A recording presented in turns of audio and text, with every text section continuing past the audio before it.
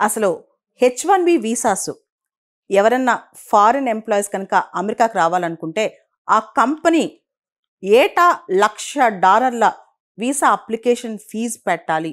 ఎవరైతే H1B వీసాస్కి company sponsorship చేస్తుందో, ఏ company అయితే స్పాన్సర్ చేస్తుందో వాళ్ళకి కట్టాలన్నమాట. మనం చూస్తే బిగ్ 7 కంపెనీస్ అమెజాన్ కావచ్చు, మెటా కావచ్చు, గూగుల్ కావచ్చు, యాపిల్ కావచ్చు, టెస్లా కావచ్చు, ఇలా చాలా కంపెనీస్ ఇప్పుడు వాటిపైన విపరీతమైన భారం పడినుంది. అలాంటప్పుడు వాళ్ళు ఎందుకు ఏటా $1,00,000 ఖర్చు పెట్టి ఒక ఎంప్లాయీని తీసుకురారు. దాంతోపాటు ట్రంప్ ఇంకో నిర్ణయం కూడా చెప్పాడు. దానిపైన తక్కువ చర్చ జరుగుతుంది. అదేంటంటే H1B వీసా మీద వచ్చిన ఎంప్లాయీస్కి జీతాలు పెంచాలని చెప్పి, ఫెయిర్ వేజెస్ ఇవ్వాలి, వాళ్ళకి చాలా వేతనాలు బాగుండాలని చెప్పి. అంటే ట్రంప్ సారాంశం ఏంటి అంటే ప్రత్యేకంగా ఇక్కడ అసలు డిస్కరేజ్ చేద్దాం, ఎవరైతే H1B వీసాస్ మీద ఫారినర్స్ వస్తారో వాళ్ళని ఆపేద్దాం, అమెరికా ఉద్యోగాలు అమెరికాకే, make America great again, America employment అమెరికాకే, ఏదైతే ట్రంప్ క్యాంపెయినింగ్లో చెప్పాడో దాన్ని నిజం చేస్తున్నాడు. తెలివిగా ఇండైరెక్ట్ వేలో చెప్తున్నాడు అనమాట. అంతేకాదు, దీని ద్వారా మనకి $100 బిలియన్ డబ్బులు వస్తాయి. ఈ డబ్బులు మొత్తం కూడా మేము అమెరికా అప్పులు తీరుస్తాము, ఫండింగ్ చేస్తాము, అమెరికాలో సంబంధించిన ఖర్చు పెడతాము, అమెరికా ఇన్ఫ్రాస్ట్రక్చర్ అని చెప్పి డొనాల్డ్ ట్రంప్ ఇదే స్పీచ్లో చెప్పాడు. భారతదేశంలో $250 బిలియన్ టెక్ ఇండస్ట్రీ మంది, ఐటీ ఇండస్ట్రీ అనమాట. టెక్ ఇండస్ట్రీలో మేజర్గా ఐటీ ప్రాధాన్యం, ఐటీ ఇండస్ట్రీ దాదాపు $250 బిలియన్ అనమాట. ఈ ఐటీ ఇండస్ట్రీకి చాలా వరకు కూడా అబ్రాడ్లో జాబ్స్ అనేది ఒక కళ, ఒక డ్రీమ్. దానికోసం మన ఐటీ ఇండస్ట్రీ వర్క్ చేస్తుంది. అండ్ చాలా పెద్ద పెద్ద ప్రాజెక్ట్స్ కూడా మన ఐటీ ఇండస్ట్రీ తెచ్చుకుంటుంది అనమాట. ఉదాహరణకి విప్రో లాంటి సంస్థలు, టీసీఎస్ లాంటి సంస్థలు అవుట్సోర్సింగ్ జాబ్స్ తీసుకొచ్చుకుంటాయి. చాలా వరకు ఇండియా నుంచి వాళ్ళు పనిచేస్తూ ఉంటారు. కానీ కొన్నిసార్లు వాళ్ళ రిప్రజెంటేటివ్స్ అమెరికాకి వెళ్ళి అక్కడ పనిచేయాల్సిన పరిస్థితి ఉంటుంది అనమాట. సో వాళ్ళందరికీ H1B వీసా కంపెనీ సంపాదించి పెట్టాల్సిన పరిస్థితి. ఆ టైంలో కంపెనీ $1,00,000 పర్ హెడ్ మీద ఖర్చు పెట్టడం అనేది అంత ఈజీ టాస్క్ కాదనమాట. కాబట్టి ట్రంప్ తెలివిగా ఏంటంటే ఓవర్ యూజ్ కాకుండా H1B వీసా ఈ ప్రాసెస్ ఏదైతే ఉందో దానికి సంబంధించి వీళ్ళని తగ్గించే ప్రయత్నం అనమాట. మనం గమనిస్తే H1B వీసాస్ ప్రపంచవ్యాప్తంగా ఏదైతే అమెరికా ఇస్తుందో దానిలో 71% వీసాస్ ఇండియన్స్కి వస్తున్నాయి. సో ఇది మేజర్గా ఇండియాని అడ్రస్ చేసి టార్గెట్ చేస్తున్నాడని చెప్పాలి. ఎందుకంటే 65,000 ఫారినర్స్కి వచ్చే H1B వీసాస్లో దాదాపు 71% భారతదేశానికి వస్తున్నాయి. అండ్ మనం చూస్తే H1B వీసాస్ వెళ్ళి అంటే 3 సంవత్సరాలు ఉన్న తర్వాత ఎక్స్టెన్షన్ ఇంకో 3 ఇయర్స్ తీసుకోవచ్చు. H1B వీసా మీద 3 ఇయర్స్ వెళ్ళి ఎక్స్టెన్షన్ కూడా తీసుకోవచ్చు అనమాట.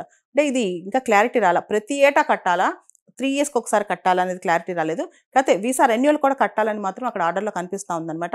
ఎక్కువగా H1B వీసాస్ అంటే సాఫ్ట్వేర్ టెక్ కంపెనీస్ సంబంధించి వెళ్తారు. తర్వాత ఇంజనీర్స్, మిగతా రకరకాల ఇంజనీర్స్ వెళ్తారు. తర్వాత ఎడ్యుకేటర్స్ వెళ్తారు, హెల్త్ కేర్ వర్కర్స్ కూడా వెళ్తారు, వీళ్ళందరూ కూడా వెళ్తారనమాట. యాక్చువల్లీ H1B వీసా అనే కాన్సెప్ట్ 1990లో మొదలైందనమాట. ఎవరైతే హై స్కిల్ ప్రొఫెషనల్స్ అమెరికాకు కావాలో, ఏదైతే జాబ్స్లో అమెరికాలో అక్కడ ఫిట్ కాలేని వాళ్ళు ఉంటారు, అంటే అక్కడ ఆ పర్టికులర్ స్కిల్ అక్కడ దొరకదో వాళ్ళ కోసం H1B వీసా అనే కాన్సెప్ట్ తీసుకొచ్చారు. అంతెందుకండి, డొనాల్డ్ ట్రంప్ భార్య మెలానియా ట్రంప్ ఆవిడ కూడా మొదట్లో H1B వీసా మీద అమెరికాకి వెళ్ళిందనమాట. ఇలా చాలామంది ఫారినర్స్ H1B వీసా మీద వెళ్ళి అక్కడ జాబ్ చేస్తూ ఉంటారంట. ముఖ్యంగా వాళ్ళు బ్యాచిలర్స్ డిగ్రీ కావచ్చు, హైయర్ ఎడ్యుకేషన్ చదివిన తర్వాత అమెరికాకి వెళ్ళి ఉద్యోగం చేయాలనుకునే వాళ్ళందరికీ కూడా ఇది ఒక అవకాశం. H1B అంటే H1B వీసా తెచ్చుకోవడం ఒక కళ అనమాట. అంటే జనరల్గా ఈ వీసాస్ మొత్తం ఎవరైతే కంపెనీ జాబ్ ఇస్తో ఆ కంపెనీ స్పాన్సర్ చేస్తుంది.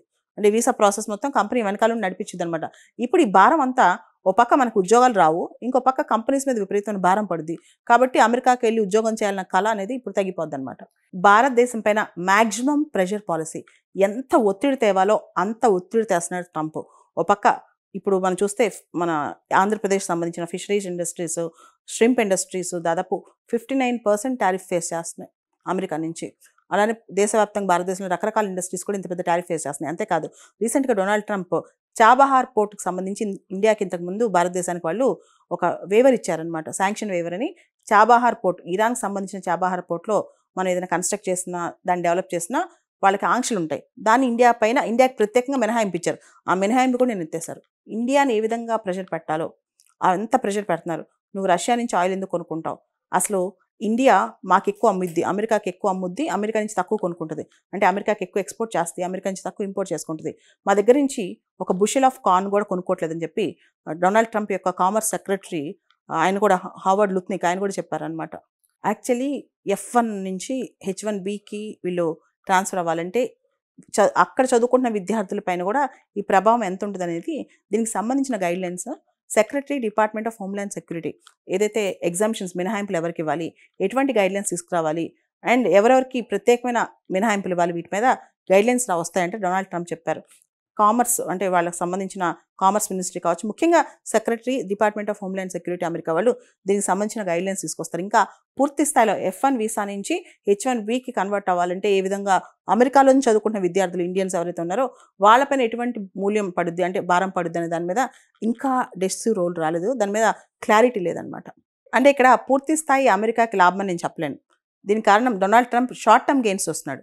అంతా ట్రాన్సాక్షన్ చూస్తున్నాడనమాట. అంటే నాకిప్పుడు ఇమ్మీడియేట్‌గా $1,00,000 వస్తాయి. అంటే దాదాపు మొత్తం కలిపితే $100 బిలియన్ వస్తాయని లెక్కేస్తున్నాడు గానీ, దీర్ఘకాలికంగా చూస్తే అమెరికా పైన కూడా ఇది నెగెటివ్ పరిణామాలు వచ్చే అవకాశం కనిపిస్తుంది. బేసికల్‌గా అమెరికా అనేది నాలెడ్జ్ ఎకానమీ అనమాట. అక్కడ టాలెంట్ చాలా కావాలి. మెయిన్ అమెరికాలో ఇండస్ట్రీస్ కానీ, ఇవన్నీ కూడా కటింగ్ ఎడ్జ్ టెక్నాలజీ, ఫ్రాంటియర్ టెక్నాలజీస్‌లోని టెక్నాలజీస్ వీటిలో విపరీతమైన టాలెంట్ కావాలి. ఇప్పటి వరకు కూడా ఆ టాలెంట్ పూల్ అనేది ఇండియా కావచ్చు, చైనా కావచ్చు వీళ్ళందరూ ప్రొవైడ్ చేశారు. ఇప్పుడు డొనాల్డ్ ట్రంప్ ఇలాంటి నిర్ణయాలు తీసుకోవడం వల్ల చాలామంది టాలెంటెడ్ పీపుల్ అమెరికాకి వెళ్ళకపోవచ్చు. దీనివల్ల అమెరికన్ టెక్ ఇండస్ట్రీకి కానీ, అమెరికన్ టాలెంట్ పూల్ కానీ చాలా నష్టం అనమాట. కాబట్టి ఈ డెసిషన్ అనేది అంత రైట్ అయితే కాదు. ఎప్పుడైతే మేక్ అమెరికా గ్రేట్ అగైన్ అనే కాన్సెప్ట్ వచ్చిందో అప్పుడు యాంటీ ఇమిగ్రేషన్ అనే దానిలో H1B వీసాని కలపొద్దు అని చెప్పి ఎలాన్ మస్క్ కావచ్చు, వివేక్ రామస్వామి లాంటి వాళ్ళు కూడా చెప్పారనమాట. ఎందుకంటే H1B వీసాల ద్వారా చాలా టాలెంట్ పూల్ తక్కువ వేతనాలకు అమెరికాకు వస్తాయి. దానివల్ల అమెరికన్ కంపెనీస్ బలపడ్డాయి. దానివల్ల అమెరికా ఎకానమీ గ్రో అయింది. కాబట్టి ఇప్పుడు డొనాల్డ్ ట్రంప్ తీసుకునే చర్య వల్ల అమెరికాకి లాభం కన్నా నష్టం ఎక్కువ జరుగుతుందని కూడా నా అంచనా. అంటే ఇక్కడ రివర్స్ బ్రెయిన్ డ్రెయిన్ అనే కాన్సెప్ట్ ఒకటి మనం గుర్తుపెట్టుకోవాలి. మన టాలెంట్ మనకు వస్తాయి.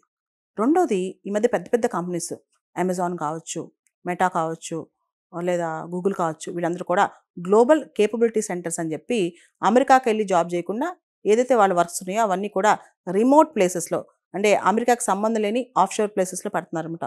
ఉదాహరణకి ఇలాంటి గ్లోబల్ కేపబిలిటీ సెంటర్స్ హైదరాబాద్ కూడా అట్రాక్ట్ చేస్తుంది. రేపొద్దున అమరావతికి రావచ్చు. అంటే ఇలా మనం చూస్తే కనుక అమెరికా తాత్కాలికంగా మనల్ని కాదు పొమ్మంటే ఇక్కడ ఇన్ఫ్రాస్ట్రక్చర్ పెరిగిపోద్ది, ఇక్కడ రిసోర్సెస్ పెరిగిపోతాయి, ఇక్కడ జాబ్ అవకాశాలు పెరిగిపోతాయి. టెంపరీగా 2-3 సంవత్సరాలు మనం కష్టపడతాం, కానీ మనం ఇక్కడ అవకాశాలు సృష్టించుకుంటాం. కాబట్టి డొనాల్డ్ ట్రంప్ H1B వీసాస్ మీద ఎన్ని రిస్ట్రిక్షన్స్ తీసుకొచ్చినా ఏం చేసినా టెంపరీగా తాత్కాలికంగా ఇండియా ప్రెజర్ ఫీల్ అవుతుంది. కానీ లాంగ్ టర్మ్లో మనం ఆల్టర్నేటివ్స్ ఎత్తుకుంటాం అనమాట. దానికి ఎగ్జాంపుల్ గ్లోబల్ కేపబిలిటీ సెంటర్స్ పెద్ద పెద్ద కంపెనీస్, ఈ బిగ్ 7 కంపెనీస్ ఏదైతే ఉన్నాయో గూగుల్ కావచ్చు, మెటా కావచ్చు, అమెజాన్ కావచ్చు ఇవన్నీ కూడా ఆఫ్షోర్ పెట్టేసుకుంటున్నాయి అనమాట. పెట్టేసుకుని అక్కడి నుంచి వర్క్ చేయించుకుంటున్నాయి. ఇంకా అప్పుడు H1B వీసాస్తో పెద్ద పని ఉండదు అనమాట. అసలు రీసెంట్గా అమెరికా గోల్డ్ వీసా అని చెప్పి కొత్త కాన్సెప్ట్ తీసుకొస్తుంది అనమాట. అంటే డబ్బులు కట్టి వీసా కొనుక్కోవచ్చు. అమెరికాలో ఉండటం అనేది ఒక ప్రివిలేజ్. దాన్ని మీరు వాడుకోవాలి, డబ్బులు కట్టి వాడుకోవాలి. డబ్బులున్న వాళ్ళు అమెరికాకి రావాలి. ఓన్లీ హైయెస్ట్ టాలెంట్ ఉన్న వాళ్ళు అమెరికాకి రావాలి. అంటే ఈజీగా ఓవర్ యూజ్ చేయొద్దు అమెరికాకి రావడాన్ని. అమెరికాలో ఉన్న ఏదైతే పౌరసత్వాల రైట్స్ కానీ, లేకపోతే అమెరికాలో పర్మనెంట్ రెసిడెన్సీ రైట్స్ కానీ, గ్రీన్ కార్డ్స్ కానీ వీటన్నిటిని ఓవర్ యూజ్ చేయొద్దు. మేము ఖచ్చితంగా దీన్ని రెగ్యులేట్ చేస్తామని చెప్పి డొనాల్డ్ ట్రంప్ అంటున్నాడు. అండ్ అమెరికాలో మనకు తెలియని విషయం ఇంకోటి ఉంది. అది ఏంటంటే ఐన్స్టీన్ వీసా అని చెప్పి. ఆ వీసా ఏంటంటే హైలీ టాలెంటెడ్ పీపుల్కి ఇస్తారు. వాళ్ళ ప్రొఫెషన్లో హై క్లాస్ ఎక్సెల్ అయిన వాళ్ళకి ఇంకొక రకం వీసా ఉందన్నమాట, ఐన్స్టీన్ వీసా అని చెప్పి. సో అట్లాంటి వీసా కూడా ఉంది. అప్పుడు అమెరికా ఏంటంటే మాకు బాగా టాలెంటెడ్ పీపుల్ కావాలి, మాకు మీడియోకర్ పీపుల్ వద్దు, మాకు ఏదైతే చిన్న చిన్న మీడియోకర్గా ఫాల్స్ ఇమిగ్రేషన్స్ లేకపోతే తక్కువ నాలెడ్జ్ ఉండి అమెరికాకి వెళ్ళి బతికేద్దాం, అమెరికా నుంచి లాభం సంపాదించుకునే వాళ్ళు మనకొద్దు, అమెరికాకు వచ్చి లబ్ధి చేకూర్చే వాళ్ళు మాకు కావాలి.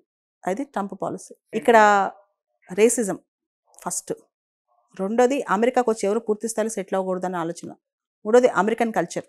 ఇక్కడ వైట్ మ్యాన్ సూపర్మసీ అనే కాన్సెప్ట్ మళ్ళీ తిరిగి వస్తుంది. దాంతోపాటు గ్రేట్ రీప్లేస్మెంట్ థియరీ. ఎప్పుడైతే వీళ్ళు పర్మనెంట్ రెసిడెన్స్ అవుతారో, ఎప్పుడైతే వీళ్ళు ఇక్కడికి వచ్చి పిల్లల్ని కంటారో, ఇండియన్స్ కానీ విదేశీయులు కానీ, ఆటోమేటిక్గా పిల్లలకి సిటిజన్షిప్ రాకుండా అండ్ ఆ పిల్లలు రేపు ఎక్కువ మంది ఈ సంతతి పెరిగి అమెరికన్ సంతతి తగ్గే అవకాశం ఉందని చెప్పి అమెరికా భావిస్తుంది అనమాట. ఈ గ్రేట్ రీప్లేస్మెంట్ థియరీని ఎలాన్ మస్క్ కూడా సపోర్ట్ చేస్తారు. అంటే ఇంతమంది రీప్లేస్ చేస్తున్నారు మనల్ని, కాబట్టి మనం అమెరికన్స్ ఎక్కువ పిల్లల్ని కనాలని ఆయన కూడా 14 మంది పిల్లల్ని కన్నాడు అనమాట. సో ఇదంతా ఒక కొత్త ట్రెండ్. ఇప్పుడు యూకే కావచ్చు, ఫ్రాన్స్ కావచ్చు, అమెరికా కావచ్చు, ఈ దేశాలన్నీ కూడా వాళ్ళ జాతిని పెంచుకోవడానికి ట్రై చేస్తున్నాయి అనమాట.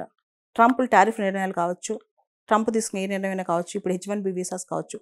ఇప్పుడైనా మనం చూస్తే గత 20 సంవత్సరాల నుంచి విపరీతంగా ఇండియన్స్ ఇక్కడ మన వాళ్ళు తెలుగు వాళ్ళు కూడా చదువుకుని అమెరికాకి వెళ్ళటం, అమెరికాకి అలా అని ఉంటున్నారు. కానీ మన కల్చర్ దెబ్బతింటుంది. మన వాళ్ళు అక్కడికి వెళ్ళేది ఏంటండి అది. అండ్ మన వాళ్ళు ఖచ్చితంగా చాలామంది తిరిగి వస్తారు. ఇంకెక్కడే స్టార్టప్స్ కానీ కొత్త ఈకో సిస్టమ్స్ పెట్టుకుంటారు. మీరు చూస్తే జొమాటో కావచ్చు, స్విగ్గీ కావచ్చు, మీరు టాప్ నాచ్ స్టార్టప్స్ చూడండి. ఫిన్టెక్ కానీ ఎడ్యుటెక్ కానీ ఇవన్నీ చూడండి. మన యూత్ అంతా టాలెంట్ ఇక్కడ ఉంటే కనుక దేశాన్ని 2047 వికసిత్ భారత్ వైపు అడుగులు వేయించవచ్చు. కాబట్టి డొనాల్డ్ ట్రంప్ కొన్ని పిచ్చి చేష్టలు వెర్రి చేష్టలు చేసినంత మాత్రాన భారతదేశం దెబ్బతింటుంది, భారతీయుల ఇంట్రెస్టులు దెబ్బతింటాయి. తాత్కాలికంగా అది నిజం కావచ్చు కానీ శాశ్వతంగా అయితే కాదు.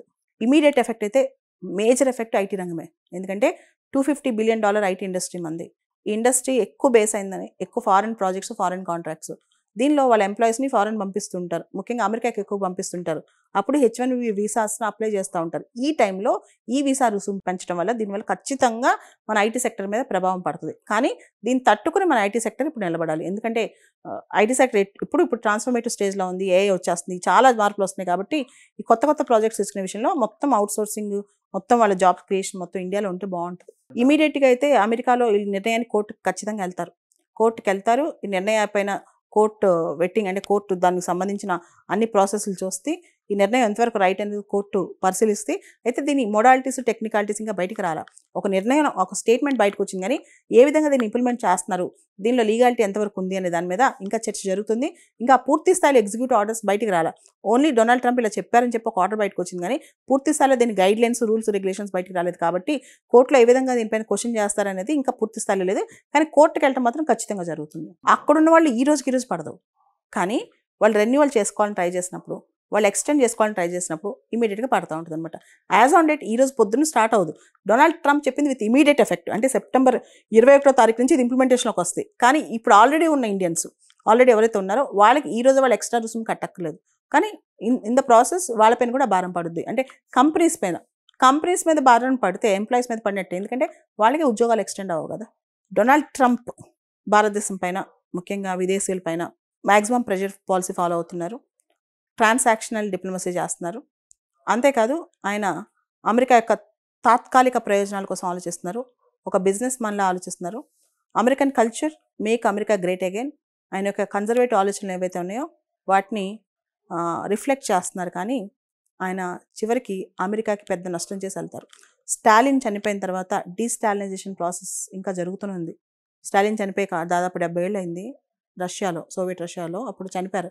ఇప్పటికీ డీస్టాలినేషన్ ప్రాసెస్ జరుగుతుంది. అలా డొనాల్డ్ ట్రంప్ ప్రెసిడెంట్గా దిగిపోయిన తర్వాత, ఆయన చనిపోయిన తర్వాత కూడా ఆయన చేసిన దారుణాలు ప్రపంచానికి గుర్తుంటాయి.